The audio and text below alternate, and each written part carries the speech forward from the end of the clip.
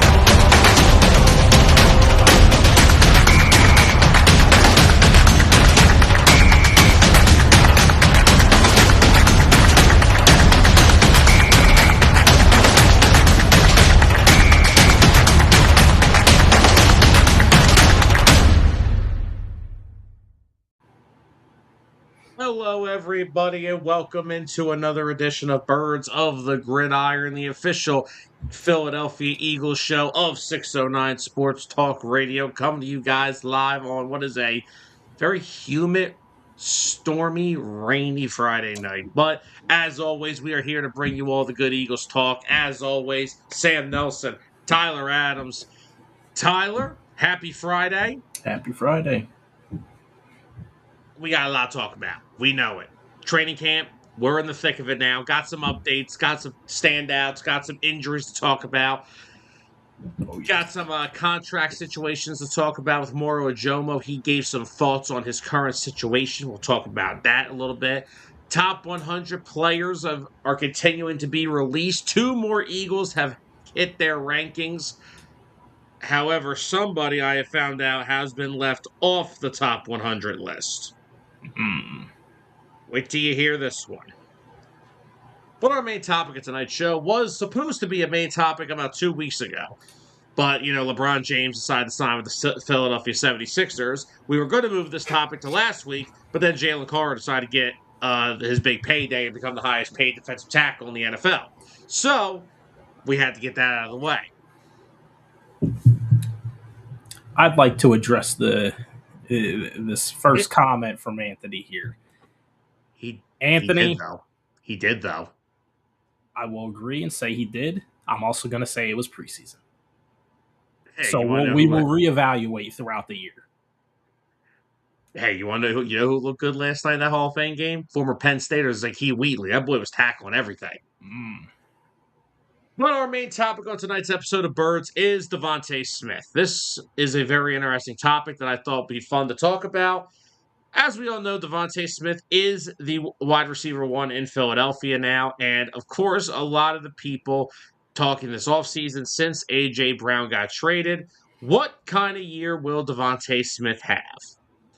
Now, a lot of people like to compare the situation to the Seahawks with JSN. JSN had that big year last year, won Offensive Player of the Year.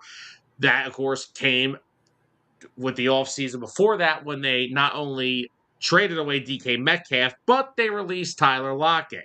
So a lot of people came on and were talking about DeVonta Smith having a similar season. Now, am I going to say DeVonta Smith is going to win Offensive Player of the Year? No. I'm not going to go that far. But, and plus JSN had like almost 1,800 yards last year. Exactly. So what I decided to do, we put up a poll question, and I want to say I'm not surprised by these results, but it's a little eye-opening with what people are expecting this year out of DeVonta Smith. So,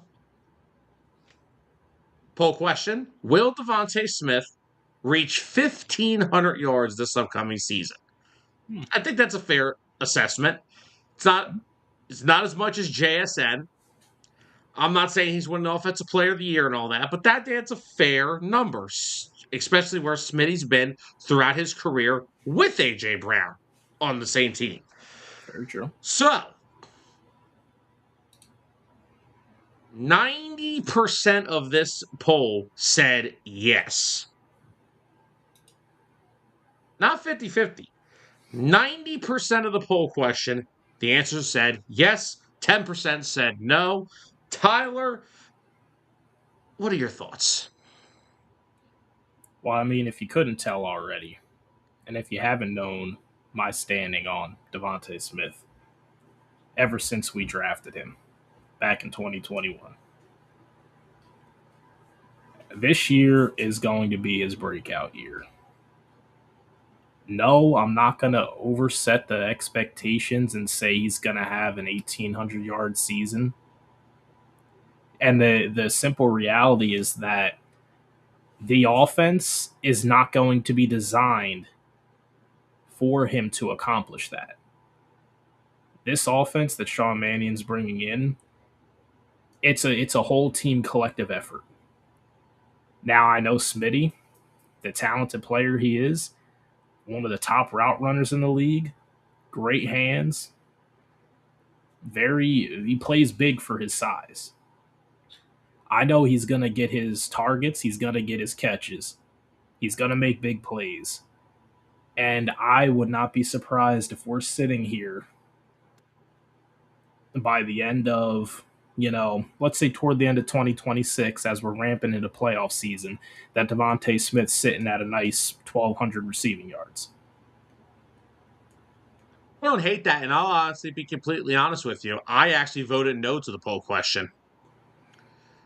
Not because I don't think he can do it. I know he can. I know, look, if there are two people on this earth that know what DeVonta Smith is capable of, it is you and I. We have been DeVonta Smith fans since since he was in Alabama. We know what he's capable of. He just hasn't been able to fully showcase it because he was playing opposite of what is one of the better wide receivers in football. Regardless of what's happened, A.J. Brown is one of the best wide receivers in the NFL. Yeah, during his time with the Eagles, he was one of the most dominant receivers in the NFL. Yeah, and who knows? Maybe he could still be that in New England. We have to wait and see. But the only reason I'm going to say no, I agree with you. I am more in that 12 to 1,300 range because I think with this offense is they don't want to have the ball go into the same person. Don't get me wrong. Seattle's offense, yes, they throw the ball to JSN a lot. But they still space it to others to keep the offense balanced. They run the football effectively.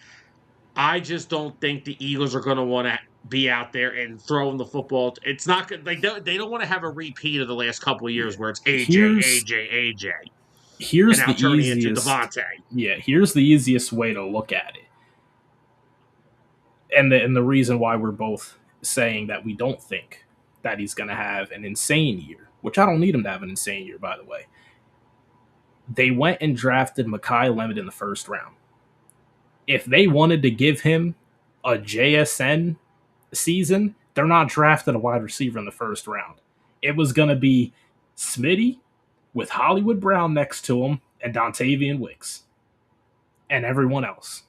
That's what they would have done if they wanted to try to put him in a role like a JSN. And I don't need that pressure on any one player. That yes, I get it. Seattle, they went on a great run. They won the Super Bowl. It all worked out for them. Do I think it's sustainable? No. A lot of defensive coordinators are going to be targeting in even more on JSN because that last year was JSN's breakout year. So now there's a lot more film for defensive coordinators to go back and watch, see how he picked them apart, what went wrong. And I don't think we're going to see him. I think maybe we might see JSN peak at 1,600 this year, which it's crazy saying that. It's not supposed to sound like a negative thing at all. No, it's not. Even if he still has a 1,600 yard season, that's still an insane contribution to your offense. So, Anthony asked a very good question here. Real question, no homer answer. Just be real. How would you feel if Lemon has a better season than Smith? What if? I'm going to give you my initial reaction without putting much thought into it. I'm going to be ecstatic that the Eagles will probably have, hands down, the best receiving duo in the league, if that's the case. If somehow Mekhi Lemon comes in and outperforms Smitty in his rookie campaign, then this duo, Sam, I don't know if you're going to get mad at me for saying this, then this duo could have a lot more potential than the A.J. Brown, DeVonta Smith duo. So now, listen, that's a tall task It is a because tall task. we know how good AJ and Devontae were. I will say, if that's the case, if Lemon does have a better year, I won't disagree with you at all. I will just say I'm not going to put my expectations that high yet.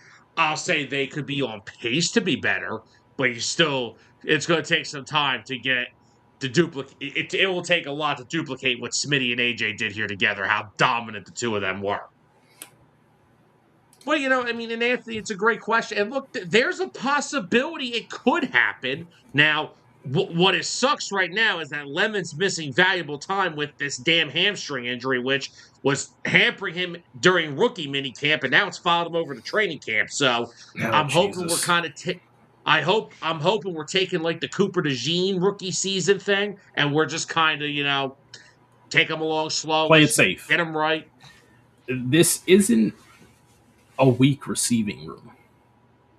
No. We trust me, us as Eagles fans, we've seen way worse receiving rooms than this. I wish we had a receiving room like this back in 2018. 2019. Don't remind us. Don't remind me of those years. Oh, no. Don't bring up 2020. Everybody Watkins, in the chat. Jalen Reagor. JJ Arcega-Whiteside. JJ Arcega blindside. Oh, my gosh. Okay, let's not go that far now. To everybody watching at home, what do you view as a top-tier season for DeVonta Smith? Do you think he'll hit the 1,500 yards? Do you think 12 to 13 is more realistic? Or do you think he will have a JSN-type season? I wouldn't be listen, if you want to tell me he will, I'm all for it. Let's have it. But yeah, I'm not going to say no. Now, I'm not a big... We all know the one thing that this show is anti-WIP. But I will say, Elliot Shore-Parks put out a tweet a few hours ago. This is actually a very, very informative tweet. Here are the Eagles' wide receiver targets through 7 practices. Now, mind you, DeVonta Smith has missed 3 practices. So you kind of have to factor that in. Okay. But through 7 practices, DeVonta Smith, 14. Dontavian Wicks, 15. Dallas Goedert, 15. Hollywood Brown, 16. Mekhi Lemon is not on this because he has missed a lot of the practices with his hamstring injury.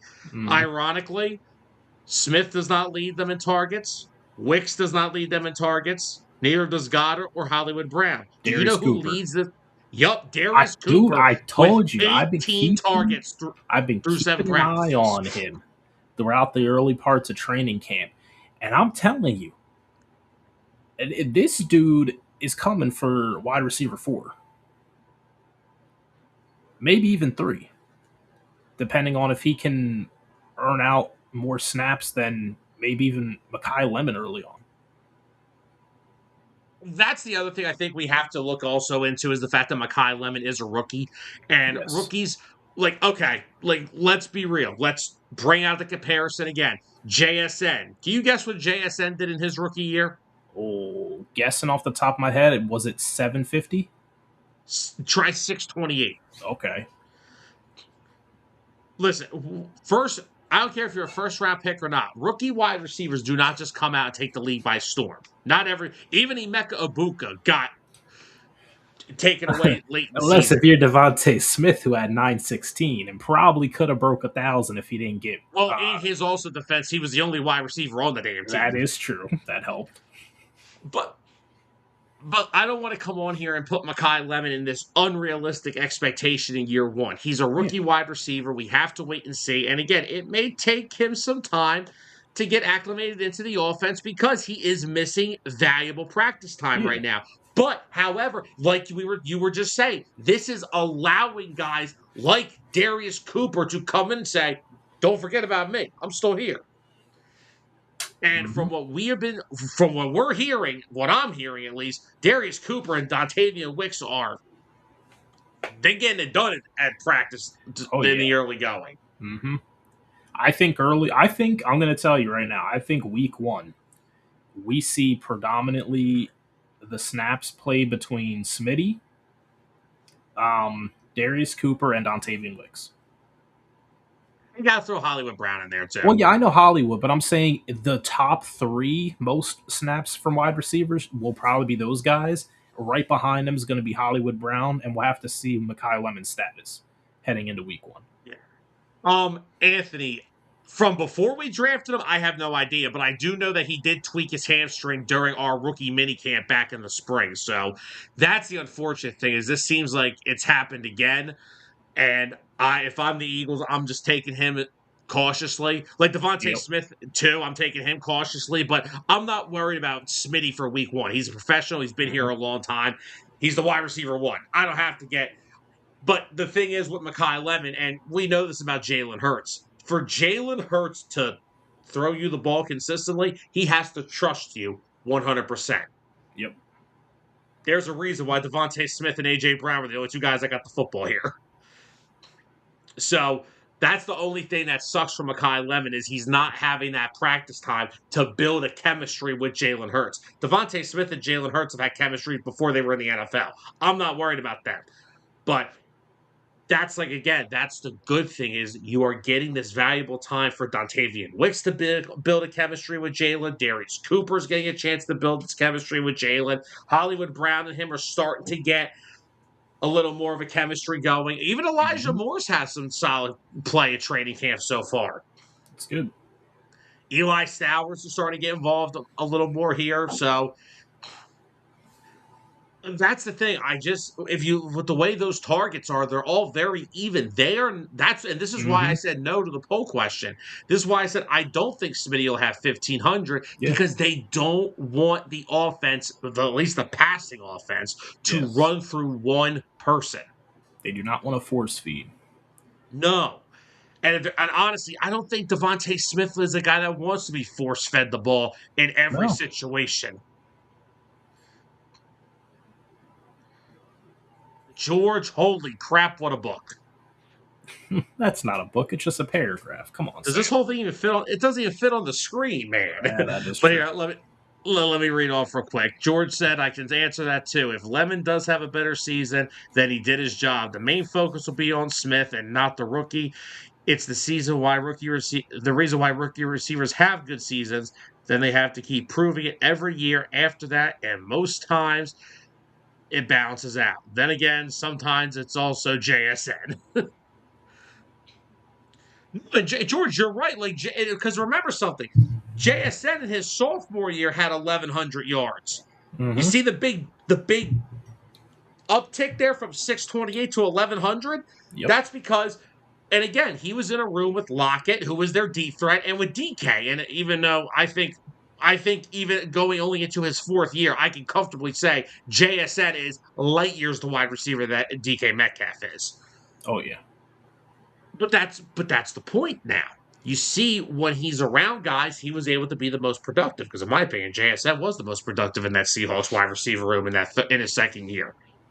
But again, Lemon comes in, DeVonta Smith is there, so he doesn't have to be the focal point. He has Dow's got. I really think early on in the season, I'm talking like first 4 weeks, because we Yeah. know how the Eagles operate.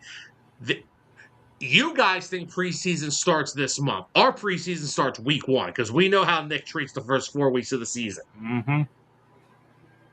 I could see a very big load of the first 4 weeks being DeVonta Smith and Dallas Goedert because they are the veterans in the room with Jalen. They've been here longer. We also still have to take into account the Eagles are still going to want to run the football a lot. We know they still like to. That was another part that factored in. Not just the divided target share between the receivers that Sean Mannion's offense usually likes to do. It's because of the fact that I think they are going to run the ball at a higher rate this year. We might see it closer to a balance between the pass and the run, But I still think they're probably going to lean on the run more because you have Saquon Barkley, one of the best running backs of this generation, and Tank Bigsby, who is an emerging player who I've been very high on ever since his rookie year in Jacksonville.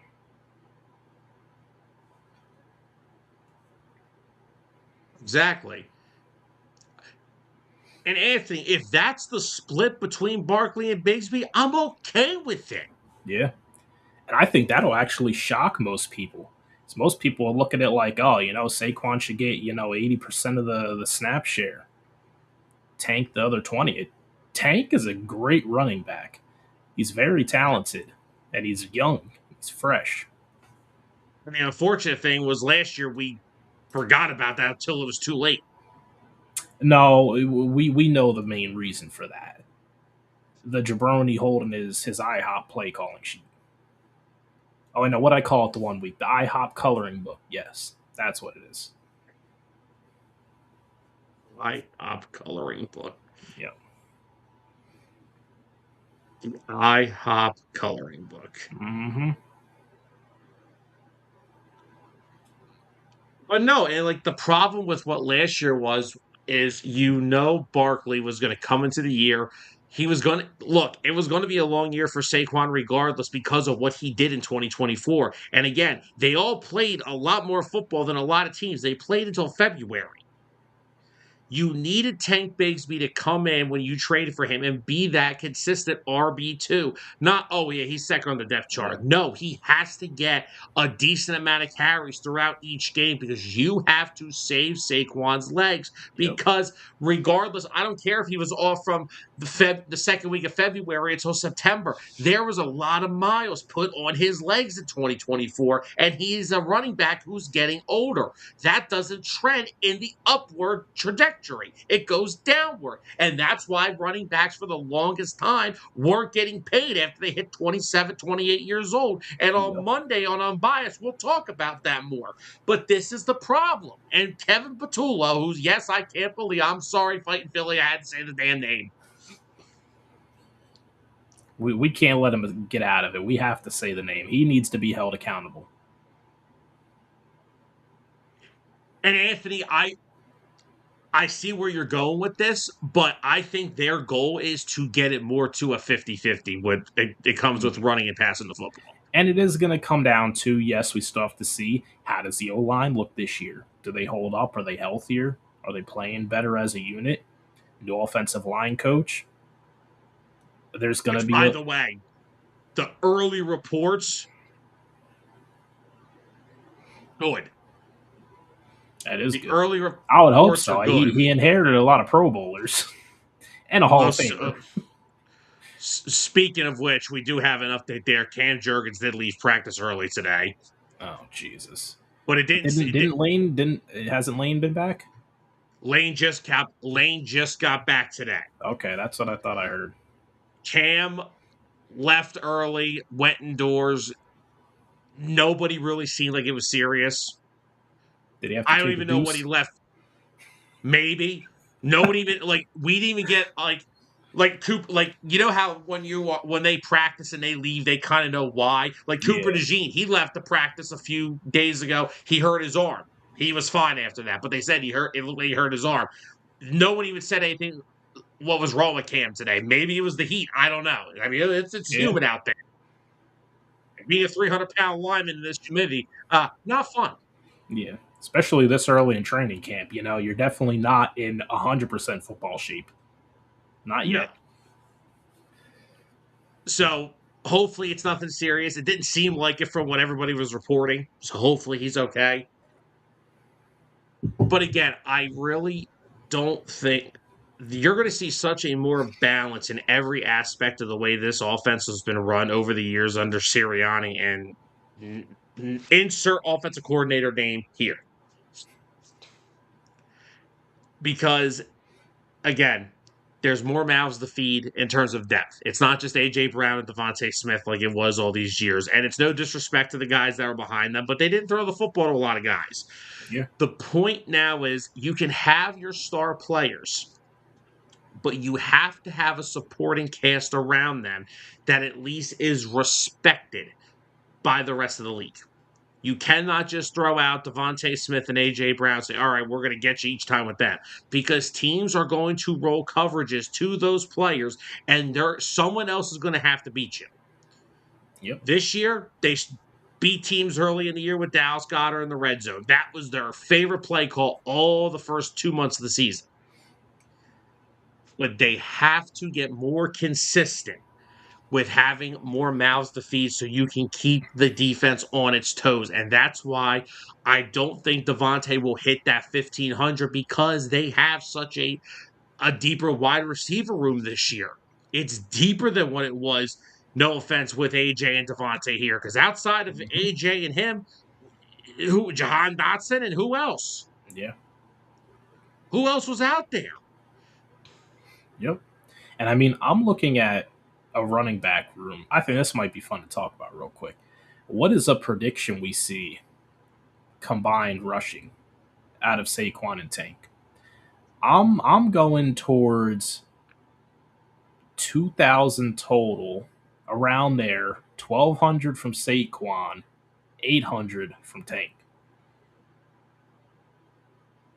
Ooh, I was around that too, except I was a little more around like maybe 650 to 7 for Tank, only because like again, I have to see how the carries are divvied between Yeah, the two. that is true. I don't know how that's going to work yet, so I have to see how that goes. But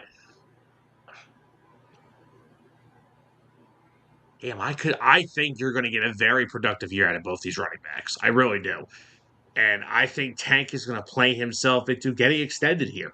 I don't know how I long think he it'll will be, too. but I definitely think that Tank Bigsby and Saquon Barkley could really have a good year together because, again, you need Tank to get some of the pressure off of Saquon's legs. That is how you're going to have an effective, efficient Saquon Barkley in 2026. You have to keep his legs fresh. Now, look, was 2024 awesome? Abso-freaking-lutely. But there was nobody who was running the ball behind him. Nobody needed to. Who was this? Oh, it was Kenny Gainwell. I mean, Saquon was just sending knockout punches in the third and fourth quarter. I mean, Exactly. So, but like what when if you're in those, I got an interesting proposition for you? What if we see Tank Bigsby featured in the earlier stages of the game? Not saying Saquon's not going to go on the field, but what if we see Tank get more of those early runs, and then after halftime, after the other team's defense, they might be getting a little tired. They start to feature Barkley more and kind of use him almost as like he did in 2024 as that closer, how he used to close the games out. Although he was, opening up and closing the games, but in terms of keeping them fresher. I could definitely see that. I think I'm gonna just flip the roles. I think it's gonna be a lot of Saquon early because he still is the RB1, and then it's gonna be more Tank in the second half. But either way, that's the one thing that this Eagles offense last year missed terribly. They didn't have those fourth quarter drives where it's like, okay, 8 minutes left, we'll just run the entire clock out with our run game and just put this game on ice. You Just didn't because have that a last year. lot of drives they just struggled to get a pass, to There get were a second half where they completion. couldn't complete a pass. Exactly, couldn't complete a pass, couldn't run the ball past the line of scrimmage. So I think if we see fourth quarter drives like that again from this team, we're in good shape. I don't care how they do it either. But I definitely want to see I could see those drives in the fourth where, the first 4 or 5 plays on the grounder with Saquon, and then the next, like, maybe only 2 to 3, maybe 4 in a tank. Just giving them that shared load so Mm-hmm. Saquon doesn't have to do all the heavy lifting. Yeah, Because, again, regardless, it's awesome to see running backs get paid again and being treated like actual parts of the team instead of just being called the product of an offensive line. But you still got to keep the guys fresh, especially Saquon, who is getting older. He's what, 28, 29 now? yeah. Still a lot of wear and tear on that body. You don't want to risk him getting hurt. So you have to have a very balanced carry percentage between him and Tank. It has to be balanced and it has to be consistent. Now, look, if Saquon's throwing out haymakers again, and I don't know what, then forget it. But they have to keep that backfield on a consistent level together because that is going to be a very big key to this offense. Now, let me ask you this. I think we asked this question early on in the off season. I think it was a subject on the show. Who do you think will be the quote unquote wide receiver 2 come week 1? Wide receiver 2. And I say quote unquote because you can look at it in a bunch of different And ways. what week did you say again? By what week? Week 1. Let's just Week 1? throw week 1 out there. Going into the season, Dontavian Wicks. He's the veteran, right? Aside from Smitty, he's the veteran in that receiving group. They traded for him for a reason. Mannion's clearly high on him. He's played for Mannion. So there's going to be some familiarity there. And it just makes sense that he would come in as your wide receiver 2. Because again, Lemon being the rookie, they're not going to throw him into the fire. And then although I love what I'm seeing from Darius Cooper, he's trending in the right direction. I still think he's going to be wide receiver 3 or 4, depending on how they want to have the rotation between Brown, Cooper, and Lemon. I think Brown's just really like a package guy. Like you're going to get some deep ball threats from him. Some deep plays for him. Exactly. He's not going to be your every down, wide receiver 3. He's going to be your, third down, maybe second down guy you throw out there, see if he can get a deep ball, have him beat the defense over the top. But your guys who are really technical and are going to move the football for you, Smitty, Lemon, I think Cooper as well, and Wicks. Fighting Philly also said Wicks, and his big reasoning was because, again, like we said earlier in the show, Lemon is missing valuable time. And I'll be honest, even if Lemon wasn't missing time, I would still put Lemon wide receiver 3 on my depth chart heading into week 1. Yeah. And Anthony, I don't. Hollywood Brown he has played a decent amount of slot in his career, but it's more on packages with Hollywood Brown. You're going to see Hollywood Brown mostly in a lot of 4 wide receiver sets when they're splitting out 4 wide or 5 wide or however you want to look at it. There will be Wicks right now is the favorite to be the quote unquote wide receiver 2 on the outside, but I think Hollywood Brown will have a very decent amount of plays for him throughout the year. Yeah. Because regardless, look, we know what Smitty is. Smitty is just that route runner. He is clean, good footwork, everything you want in a wide receiver, DeVonta Smith has. Like I said, I have said this on every show from 609 since probably 2023. It is no disrespect, and I said this when he was here, so I don't want the chat coming at me because I'm saying this. I said it when A.J. Brown was here. A.J. Brown is a physical specimen. Yeah.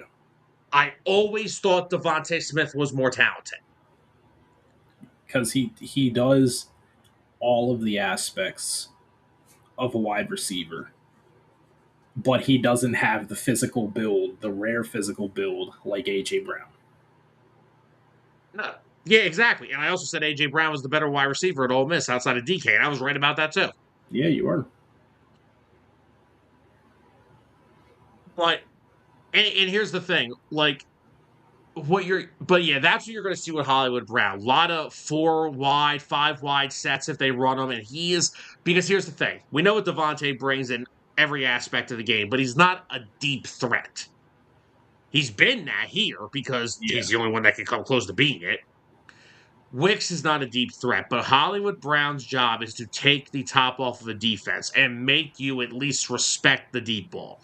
Mm-hmm. Because once again, for all the people that claim he can't, we own a quarterback who is one of the best deep ball throwers in the league.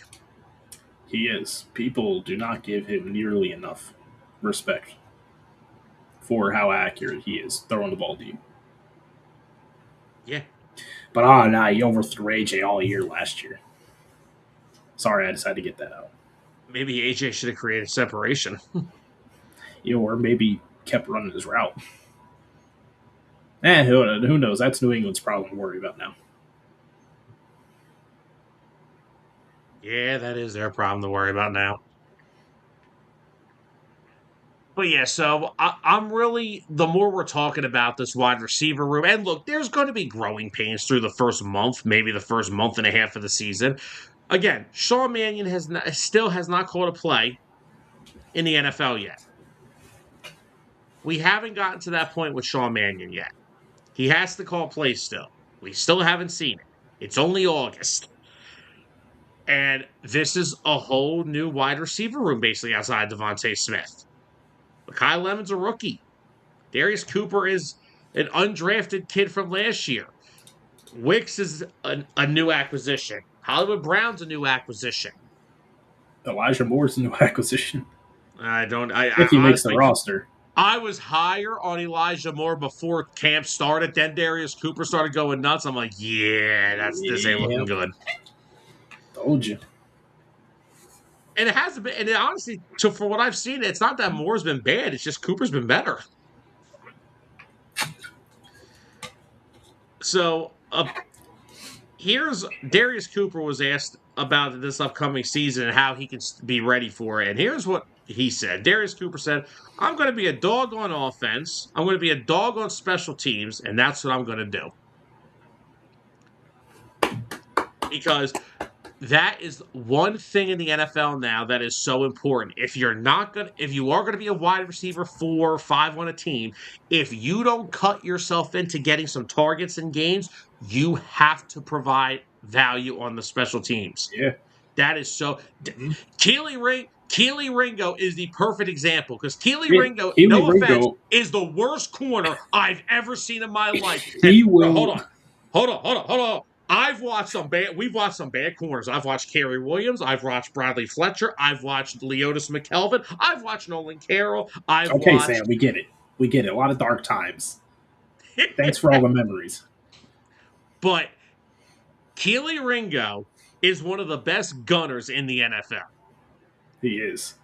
He's great. And he may continue to get extended with this team for the next 4 years or more because of how good of a gunner he is. There's a big reason why he's going to get extended regardless, and you know what it is. Because he's a Georgia Bulldog. Yes. Yeah, you're right. Let's see. How many? Jordan Davis, Jalen Carter, not N'Kobe, unfortunately. I know they would have loved to. But you have Jihad Campbell here, so that's the unfortunate thing. And that he's another one. A lot of people at the camp say he looks good, man. Put on some muscle. They said this off season. I'm expecting it. But here's the funny thing. You know what else we've been hearing some good reports on? Because Campbell missed, I think, one practice this week for an excuse. He was excused. He got his degree from Alabama. Oh, that's great. So congratulations to Jihad. But so he missed practice the one day to go get his degree. And Jeremiah Trotter, they said, has had a really good camp. They said he'd be a starting linebacker on some teams. Wow. Do you know how valuable it is if Jeremiah Trotter can play some consistent snaps as that third linebacker so we can keep Zach Bowen and Jihad Campbell fresh? Yeah. And who knows? Maybe I'm not going to go too far here. Zach Bowen's only got 2 more years left on his contract. Yeah. And, I hate to say it too, but like I always say, I'm a very realistic fan. I understand the business behind the NFL as well. The way Zach Bowen's played ever since his time in Philly, I think he's going to continue to keep that up. And I think he's probably going to get himself in the conversation for resetting the market for, an off-ball linebacker. Or no, an interior linebacker. Yeah. Because he is one of the best in the league, aside from Fred Warner. Yeah. And if he's going to command money, think about it. 2 years. What's coming up, Sam?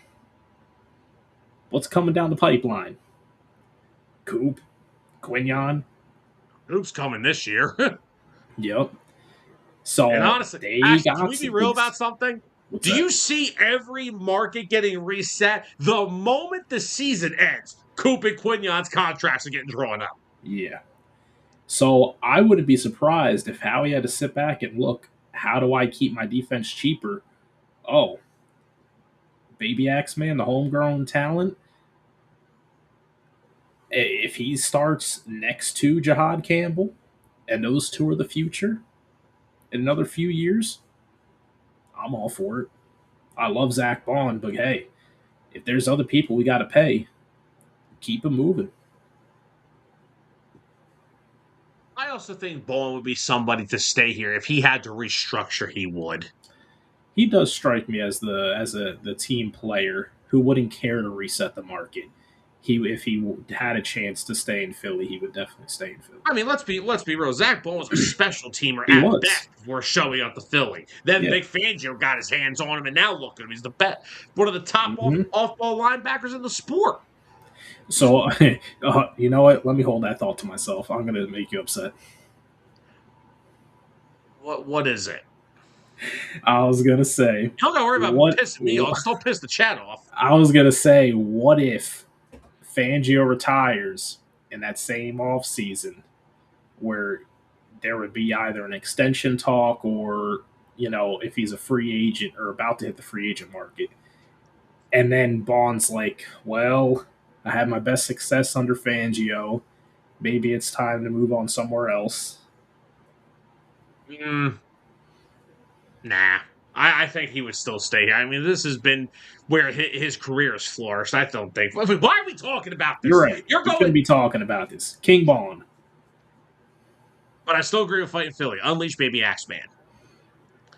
But yeah, On they said special he's had teams, a. we know he's going to be unleashed. Well, that's where him and Shmail Madden. Yeah. I guess that's how you pronounce his name. They both have been flourishing on special teams since being put on this roster. Mm-hmm. So, Madden, of course, is another damn Georgia Bulldog. Another Bulldog. Hey, man, they produce some special teamers over there, as well as some generational talents. Oh, pretty much. By the way, Darius Cooper, just because of the. And like I said, DeVonta Smith missing time with a hamstring injury, it sucks in training camp. But you know what? To get these other guys extensive reps with Jalen, I'm okay with, because Jalen needs to have a chemistry with all these guys. Darius Cooper getting first team reps, that's awesome to see. It is. That's what was reported. He's getting first team reps today. I'm like I said, get this chemistry down with all these wideouts now. So when the season starts, I don't need to have Yeah. another game like we used to have when AJ Brown would miss a game and we couldn't Mhm. complete a pass the whole game. That's what they're Exactly. trying to get away from. Because that's another thing that's really been driving me, and I'm sure a lot of this fan base nuts, is because I don't ever want to see a game where we can't complete a pass in the second half. Because that made me absolutely sick to my stomach last year watching those games. You cannot call yourself an NFL football team doing that. No. And it's insane that the team still put together some success throughout the season. With that being a performance, that's a performance you see out of a team that has like one win. Huh. You think. You would think. So to kind of get off of this DeVonta Smith main topic, where are you at for a expectation for him for this season, yards I'm wise? locking in 1,300. I'm right around the same. Like again, I think it's very realistic to put him in like that 12 to 1,300. I think 15 is doable if they ran a Kevin Patullo style and just threw the ball to one guy. But I think there are I think there's a good chance that he hits that 12 to 13. I'm okay with that. All right, Tyler, let's get into some more of the show here. Shall we get into some of the top 100? Yeah, got some good ones to talk about. Where do you want? So wait, do you want to start with the good part of the top 100 or the bad part? You know what? Let's start with the bad part. Do you know what the bad part is? Is it Saquon dropping so far? You would wish that was the case. So, the bad part of the top 100 this year is Lane Johnson did not make the top 100 players. They do a what so what the NFL does is they release the top 100, but they release when the votes are casted, they release the top 10 that just missed. Lane Johnson came in at 102 and missed the top 100.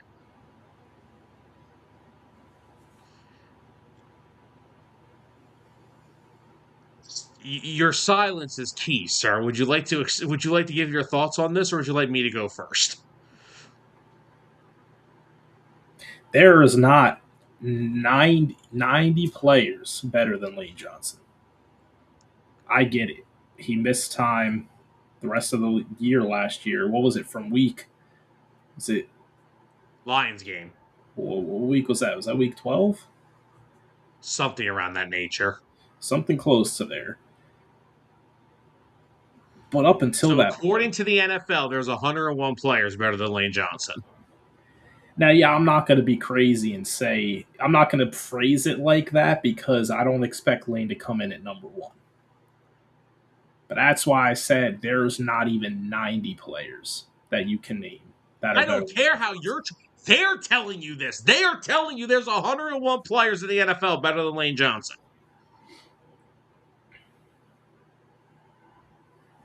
They are telling you there's 101 players better than the best tackle in football. Not right tackle. He is the best offensive tackle in the sport. And I get it. All the people want to talk about Penei Sewell. And this is no disrespect to the Lions. This is no disrespect to Zolt. We know I love Zolt. Zolt knows that.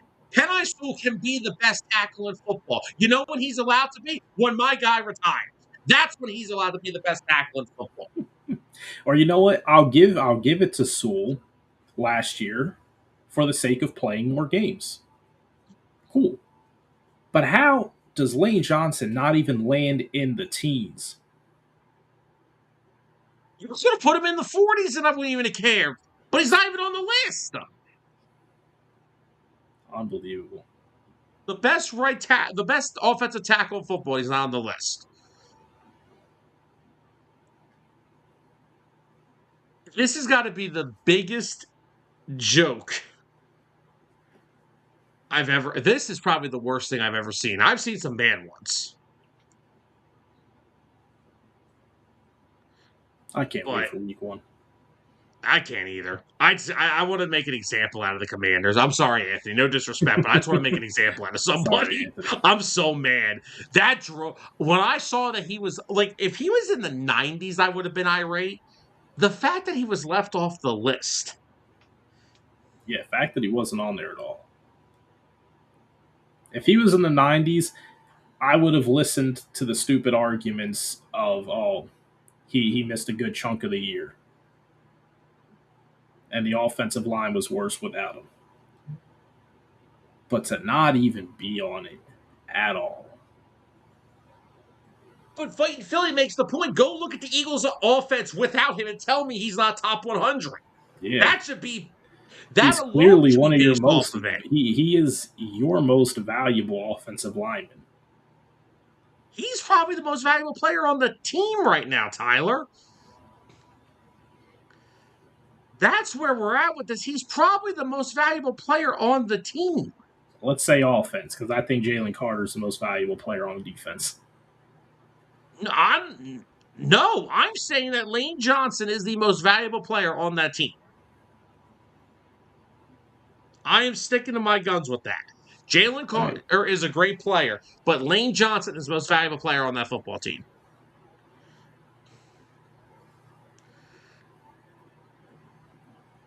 And Anthony, that's fine. I know he missed from the Lions game on. He didn't play again. I get that. But even with a injury-riddled year last year because he had a couple stingers, some shoulder issues. He was still playing as a top 10 offensive lineman in football. You're telling me that guy's not top 100? Lane Johnson is probably one of the very few players that's not a quarterback that could say, tomorrow, I am retiring. And his bust should be in Canton before he even says that. He is one of the few players that are not quarterbacks that the second he retires, he should be in Canton, Ohio the next day. And I'm sorry, we're talking about injuries this past year. Oh, I bet you Patrick Mahomes is still in the top 100. Mm-hmm. Guarantee you he's still in the top 100. So are we not going to keep that same energy? Bet Joe Burrow's on it too. I bet you a lot of guys are still on it. Mm-hmm. But all right, so that's done with our rant for Lane Johnson not being in the top 100. And if anybody in the chat has to air their grievances about it, throw the comments in. We're here to grieve with you. He should be in the top 100. He could have been 99, and I would have been okay with it. But of course, the other Lane Johnson thing we have for today already threw it out there. Missed the past couple of few days worth of practices with a personal issue. So first, of course, we hope everything with Lane is okay with him, his family, all that stuff. And Mike Garafolo tweeted out this morning that he did rejoin the team today, so he is back at practice. And once again, we just hope everything is okay in the world of Lane Johnson. Coming in at number 38 on the NFL's top 100, Tyler, Cooper DeJean. Told you. I told you Any he was thoughts? going to come in there in that 30s range. I was waiting for it. I think it's a great landing spot for him. He's the best nickel corner in the league. And I mean, a nickel defender. Yeah, exactly. It's hard to even just call him corner because like he can do so much. He's so versatile. But I think the season that he's poised to probably have this year, with them doing some different looks with him all over the defense, I think next year he's going to land even higher. Okay, so I'm going to ask you this question. I want you to answer it first. Are you surprised that he was ranked higher than Quinyon? Actually, yes, because I still feel like Quinyon was kind of snubbed. I think Quinyon should have been probably in the 20 to 30 range. I get you. And I still am in agreement from the last time we talked about this top 100 list. I do agree that Quinyon should definitely be higher because Quinyon, in my opinion, is one of the, at worst, 4 best corners in football. At worst. Yeah. I can't name more corners on one hand than Quinyon. So that means he's within top 5. And he's not 5. Yeah. Probably not at 4, but I will say, I think the reason Coop probably went higher is because of the versatility he brings. Yeah. I mean, Quinyon is basically just an outside corner. Wait, that's no knock on Quinyon. I'm not saying that, but Coop brings that versatility where he can play so many spots on that defense that he is just, and I mean, dude, like everything the guy, I mean, great tackler, great in coverage, great against the run, makes plays. Yeah. I'm happy that Coop came in number 30. I think it's a very good spot for him. And like you said, I think he's going to ball out this year. And I just can't wait till next year when they're both in the top 20. They'll probably be and they'll easily be in ESPN's top 10 corners. They're both already there this year. Oh, yeah. But I got no issue with it. I got no issue with Coop being a little higher than Quinyon because, again, the versatility and what he does. I mean, honestly, what got Cooper DeJean's career going in the NFL is when he tackled Derrick Henry. Yeah, that is true. I was going to say when he picked 6 Mahomes in the Super Bowl, but that was pretty emphatic, him dropping the King Henry in the backfield. Oh, that's it. That was the icing on the cake. But that's what I will stick my guns to, is I personally, when they played that game in Baltimore, and first of all, go ask a lot of corners, including Josh Norman. One does not simply tackle Derrick Henry. Nope. Especially not a corner. Definitely not a corner. He So makes he makes corners and safeties look like children. yeah, go ask Josh Norman. So I personally think that 38 for Coop this year is very fair. I'm perfectly okay with it. And then rounding out our last Eagles so far in the top 100, of course, there will be more. Coming in at number 34, Saquon Barkley. Any issues with that? I mean, we're getting to the latter stages of the release of the list. He had 1,100 yards last year. It was not close to the tops of the league. It was about top 10 in the league, being at 10. So obviously, it was a down year. He wasn't gonna retain his top 10 stature like he did when came close to breaking the rushing yard record. Yeah. But I'm fine with it. Yeah, I got no issue with Saquon being in number 34. Because again, this isn't like the top There's 10 running yeah, back list. This is the top exactly. 100 This is overall of players. all players. There's a lot of great player positions in the league. And this past year, Saquon, he wasn't top 5. So I think this Oh, is a good spot for him to land around. yeah. And I have no issue with Saquon being where he's at because, again, it wasn't his greatest year. So we have to wait and see. And hopefully he has a bounce back year and we just go from there. Let me ask you just bold prediction. We're inching down to the top 100. I think we could agree if number one is not Miles Garrett, then whoever voted this list up needs to be drug tested. If somehow number 1 is Patrick Mahomes, then this whole list is just rigged. And it's stupid and it has no factual basis to it, and we should never reference it ever again. So yeah, I agree. Tell me how you really feel.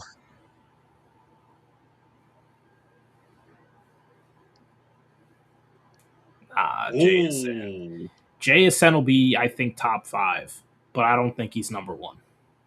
I think he may be top three, and I think he may be number two. Hmm. Trying it. Well, But I mean, yeah, dude, you got to think.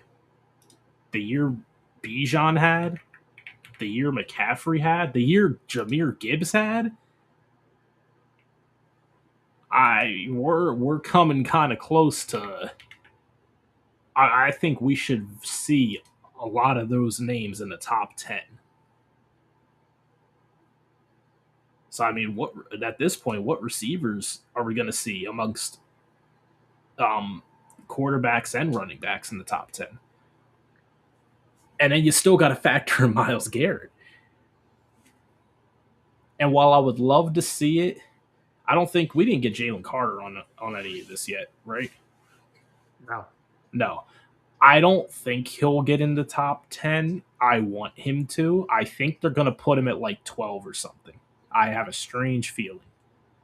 11 or 12. They're going to put him right there on the outside. He is highly regarded around the league, He is. and a lot of people don't understand that. Yeah. Oh, so Anthony asked who was the number one last year. Take a guess. Saquon Barkley. Yes, it was I had a Saquon. feeling it was. Yeah. I had a That's feeling. a big drop off, though. It is. But again, he wasn't great. He was not. Mm-hmm. Look, when you have the year that you had, but that's the point I'm making. Look what Saquon's year got him to number one. Miles Garrett broke the all-time sack record for a season. How are Yep. you not number one at that point? Yeah. I think we're going to see Miles Garrett come in. I think we're going to see the MVP coming in behind him at 2. And then after that, I could see JSN. And then maybe Bijan Robinson at 4.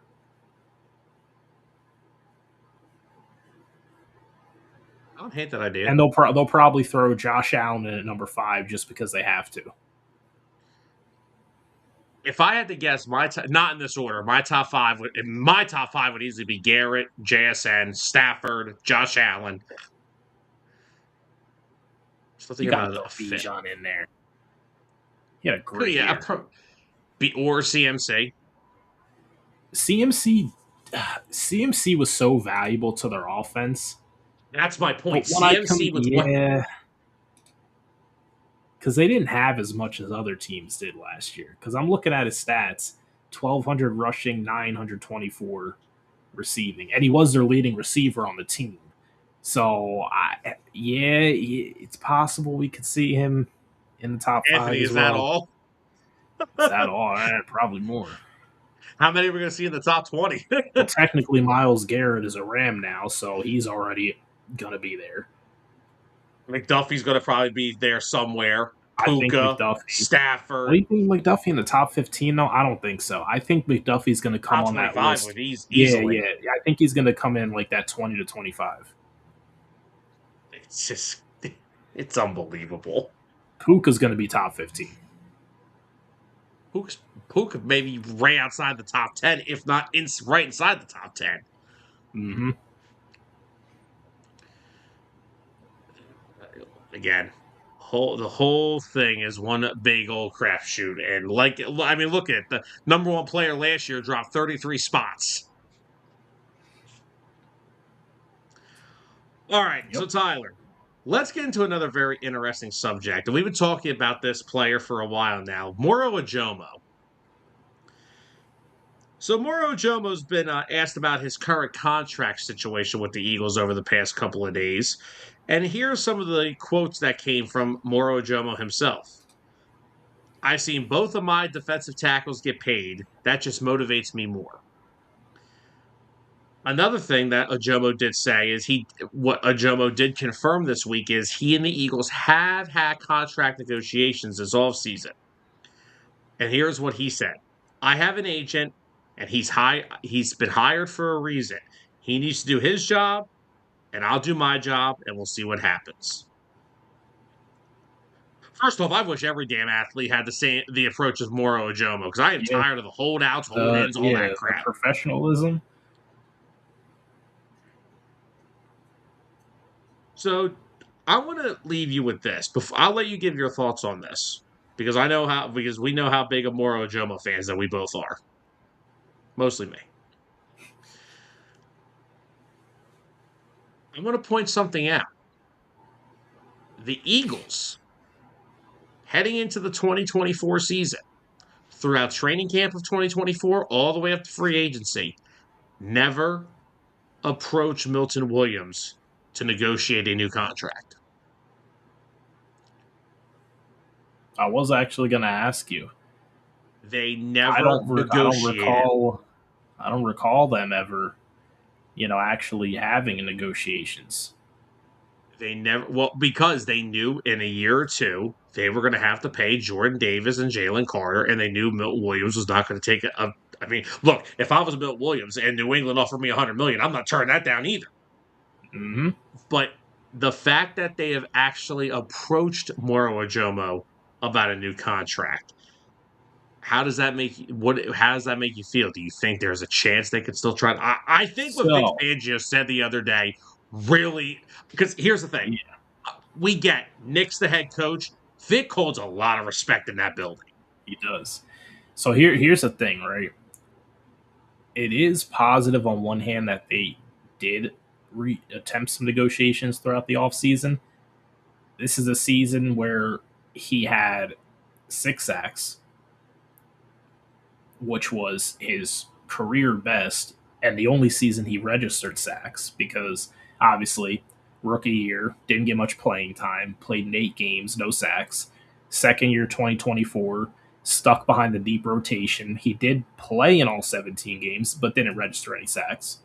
He carved out a nice little role. He did. He carved out a nice role. He was a good pass rusher. He, caused some havoc. And then that segued him into his third year, last year with 6 sacks. So the Eagles probably thought, reaching out to start a negotiation now might have resulted in a lower price. But it seems like Moro Ojomo probably hired a good agent and he wasn't going to jump on the first deal that the Eagles were going to offer. So I'm still kind of back at the same spot where I started from my viewpoint on this. I think we're going to see him play out the rest of the contract. And I have a feeling that he's going to go into being a free agent and they're not going to be able to retain him. Because I still think he's going to have a huge year this year. I completely agree with you. I think he's one of the best three-technique third down pass rushing DTs in the league. Go look at his pass rush numbers the past couple of years. They've gotten better each year. Yep. Here's my thought on this. It's already a good sign to me that they've already approached him about a new contract when they never even spoke to Milton Williams about one. Here's the other thing we have to take into consideration. I think the Eagles value, I think we know this, the Eagles value the interior defensive line. I think they even value it more than the edge rusher position. You can have elite edge rushers. The Rams have, before Myles Garrett, right? They had four guys that get after the quarterback. Mm-hmm. We still ran all over them every time. I think the Eagles, honestly, value Moro Ojomo more than what you guys think. And I think what Vic Fangio said about him last week holds a lot of ground in that building right now. And I think that there is still a good chance. Because here's the thing, right? When you lost Milton Williams, you're like, oh, we have Moro Ojomo here. It's okay. When Fletcher Cox retired, you're like, all right, well, we have Jordan Davis, we have Jalen Carter, we have Milton Williams. Who is this team's next Moro Ojomo? War Bernard. Cool. Guy's been practicing football for a week. Cool. Ty Robinson stinks. I don't think he's going to make the team. I don't either. Yeah, I don't think he is. The last I heard was he was practicing with the what did they call them? The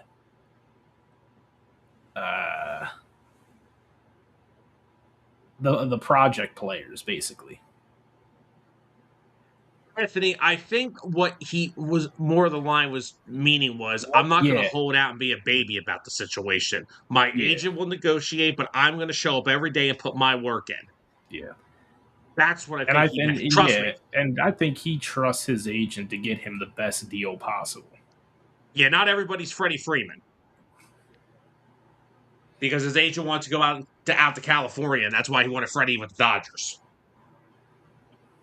But no, I think, like I said, I think it's already a good sign that you're seeing the fact that Moro Ojomo and the Eagles have already had contract talks. It is. And honestly, I think he may be higher up on their contract extension list than what we're thinking. Because right now, I think Moro Ojomo has a better chance of getting a contract here than Nolan Smith. That was never a question. I'm just saying. He always was a higher chance of them wanting to bring him back than Nolan Smith. We know where the next two big contracts are coming, Coop and Quinyon. Unfortunately, I think it's going to have to come down to Moro Ojomo or Jalix Hunt. Oh. Because Jalix Hunt is also going to be up for a contract extension this offseason. And have you read his training camp reports? They can't block him. Oh, my God. Nobody can block this guy. Hold on. I'm calculating. I'm trying to turn myself into Howie real quick. So, if Jalix Hunt has the most explosive year out of all of our defensive line group, because we all know Jalen Carter, he's the anchor. He's always going to command the most attention. So Jalix Hunt is the one who actually is, making the splashy finishing plays. That might mean Moro Ojomo's numbers go down a little bit. Maybe his sack number goes down to 4. Then we might be able to actually pay him because he won't be getting a huge deal like Milton Williams got. And then, with the money that we save, not having to pay him a bunch of money, we might still be able to keep Jalen Hunt. So yeah, like you said, screw it, pay them all. Or no, like Fighting Philly said. I'll just do it right. Don't Yeah, bring up the Howie's got Dodgers. more void years, right? Hey, Void be year quiet, because mall. the void years in the NFL is like deferred money in baseball. It's Oh ugly. It man. gets ugly. Well, yeah, one day Howie's gonna fall into the void and we're gonna be screwed. We may be screwed. But yeah, I hope they can find a way to keep Moro because he's carved out such a nice career for himself so far in Philadelphia. All right, got a couple other little snippets here before we get out of here. First up, we have something about Jalen Carter that Vic Fangio said about him, and I thought this was something very good to see. Well, good to hear, actually. He's doing all the little things better. I'm really excited for what the possibilities are with him. So all the little things that you got to do, come in shape, keep yourself in Mm-hmm. shape. It sounds like Jalen Carter's done a lot of maturing over the past year. It's good. And the last little thing I have for us, Markel Bell has officially overtaken Fred Johnson for the right tackle spot behind Lane. Wow. He has been getting all. They said he's basically been getting all the first team reps since Lane's been out for the past week. Wow. And honestly, look, don't disrespect the Fred. Trust me, the Eagles would not have been able to get to the playoffs last year if they didn't make that trade for Fred Oh Johnson and no. get him back from Jacksonville. Because if I had to sit through 5 games watching Matt Pryor, oh my God, I would have Please don't asked. say the I would name. just have put Tanner Please don't say McKee in the before name. Jalen gets killed. That's the name we don't need to say. I can listen to you say Kevin Patullo all day, but you say Matt Pryor and it just feels like I'm about to throw up. Agreed. But and Markel Bell, they were talking to him the other day. Said he's gotten really close to Jordan Mailata. Said he's basically like his mentor now, which not many better to learn from. Yeah. Especially a guy who came up through the ranks and another Mm-hmm. guy didn't play football and now he's one of the best left tackles in the game. Yep. Exactly. Markel Bell's got all the potential for at least gaining knowledge. You have a future Hall of Famer in Lane Johnson and an all pro in Jordan Mailata. But when it's all said and done, maybe he might want to make a name for himself to go to Canton someday. Yeah, Still got a lot of time left to see. But yeah, Markel Bell, he's got the tools. He has the people to learn from. And they're not selfish players. They're willing to teach. They're willing to mentor. not to mention that Markel Bell is a freaking a building with Oh two yeah. legs. I think he's probably the only person that Jordan Mailata has to look up to. Well, and again, it's not like Markel Bell's not some 6th or 7th round draft pick that he's only played like a year of college football. They invested a pretty high draft pick. A 3rd round pick is not chump change. No, it's not. Third And round they picks are where you land your future starters that might need like a year to develop. Yeah. And honestly, that is going to be the first big test for Chris Cooper as offensive line coach. Can you develop Markel Bell into possibly be the successor to Lane Johnson? Mm-hmm. Because, again, there is no and never will be a replacing Lane Johnson. You don't replace one of the greatest tackles to ever play the game. Nope. But you got to have somebody out there when he retires. Exactly. And I'm not asking for another Hall of Fame right tackle, but can I get an All Pro? yeah, can I get just a consistent mainstay at the right tackle spot and we'll be good with Mm-hmm. it? Well, speaking of that, how's the Cameron Williams project? Have you heard anything on that from camp? Ooh, from what I'm hearing, Cam Williams is on the low on the depth chart. The fact that Miles Hinton has jumped him. But that's Wow. because Miles Hinton has been cross-training a guard, and versatility matters, especially for an offensive line that doesn't have a lot of veteran depth. Yes. So, yeah, Cam Williams may be another guy. I love him. I think he should have stayed at Texas for another year. Yeah, I don't think that let get him a year to sit at the NFL level did him much good. Even if it was with one of the greatest offensive mind coaches. Yeah. Cam Williams, it's been a quiet training camp. Not a lot of standout for him so far. But, and look, I have no issue with Fred Johnson. I think Fred Johnson's still going to be on this Oh yeah, team. I don't think they're going to hand Markel Bell the swing tackle role. I really don't want to. I think Fred's perfect for that swing tackle role, but again, Fred is what he is. He's a first offensive lineman off the bench, and he's a fringe starter for if somebody gets hurt like last year. But you got to start thinking long term about this, and Markel Bell is the closest thing to a replacement on the roster currently.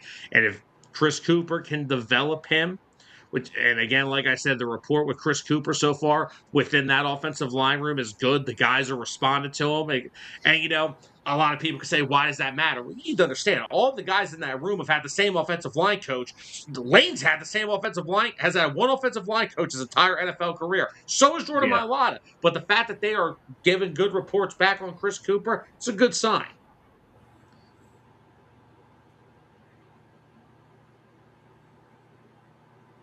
Was that the same leg he broke?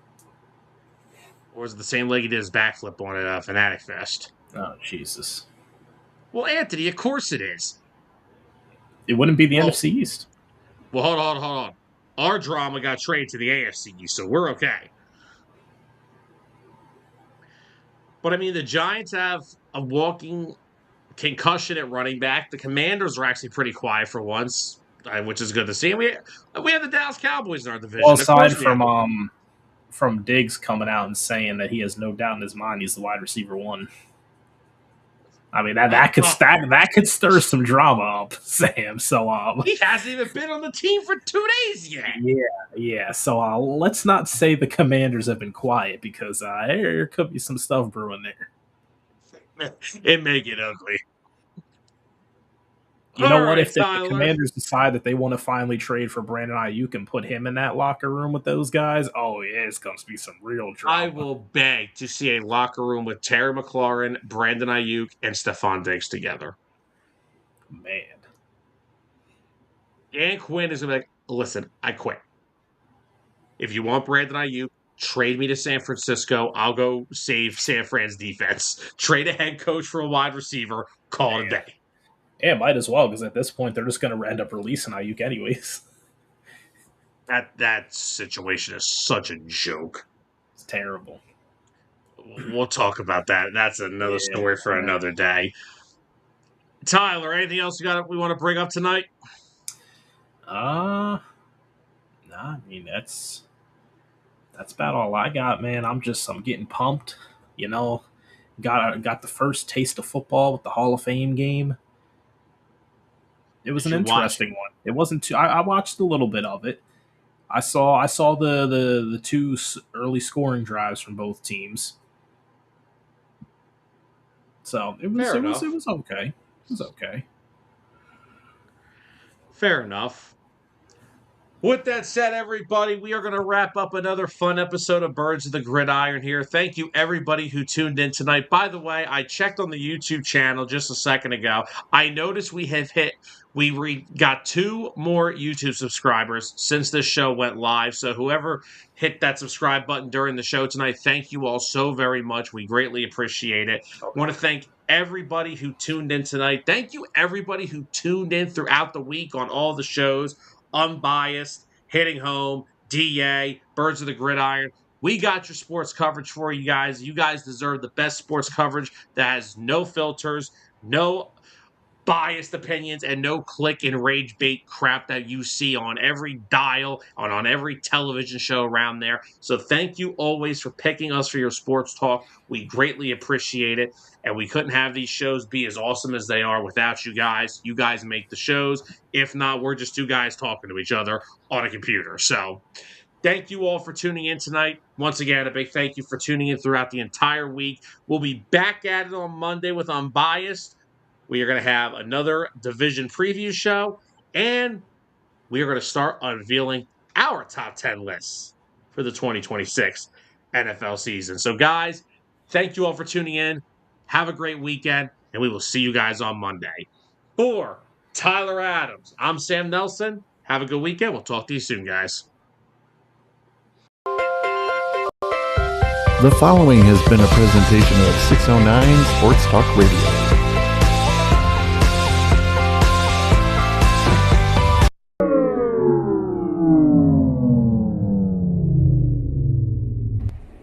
Sam, what did you do?